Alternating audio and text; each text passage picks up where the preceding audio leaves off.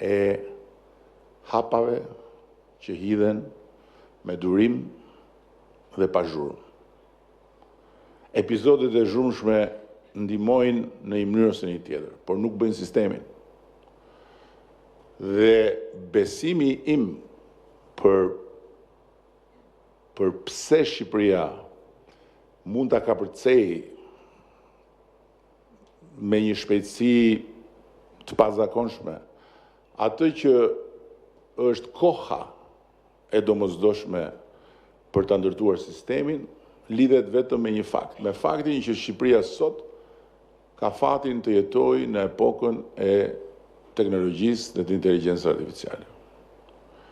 Franca, ambasadorja është aty, ka një nga administratat publike më të strukturuara në planet. Ka një nga mekanizmat më kompleks të funksionimit të shtetit.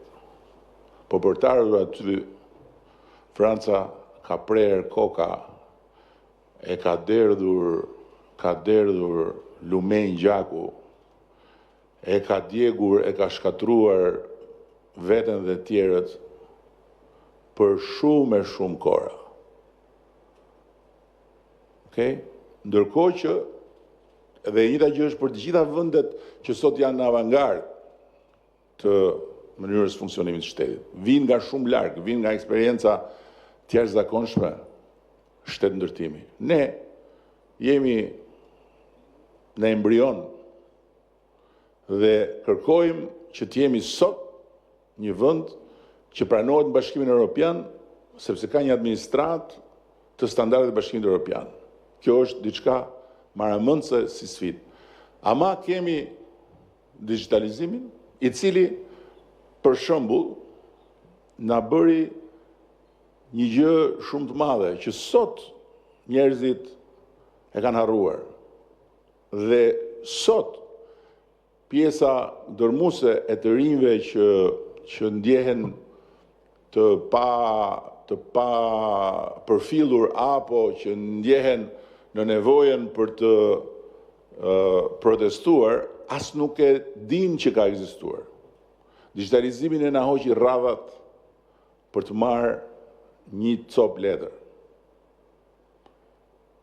Dhe na i hoqi rradhat për të marrë një copë letër, duke na dhënë mundësinë të jemi të bëheshim, se tani po bëhen gjithë, një nga vendet e para me numrin më të madh të shërbimeve që merren nga telefoni. Digitalizimi bëri që gjithë ata që janë jashtë vendit të kenë në shërbim shtetin e tyre nga telefoni dhe jo të presin të vinë për pushime, për të shkuar për të mbajtur rradha, për të marrë një copë letër, siç ndodhte në të kaluar. Pushimet verore të emigrantëve deri përpara ca vitesh ishin midis plazhit edhe rradhave nëpër sportele, ku dyndeshin për të marrë ato dokumentat që ju mungonin. Para pak ditësh, Adea nuk e di, më duket e përmendi, mbaroi puna titanike e milingonave për të digitalizuar kadastrën, për të digitalizuar kartelat, për të digitalizuar dokumentacionin, hartat me mbështetjen e Bashkimit Evropian dhe brenda afatit përcaktuar sipas planit të rritjes dhe afatit që ne i kemi vënë vetes lidhur me negociatat. Tani vjen faza tjetër. Vjen faza e ndërtimit të sistemit që do ta bëj përfundimisht kadastrën njësoj se si të gjitha shërbimet e tjera që sot nuk janë më problem sepse ti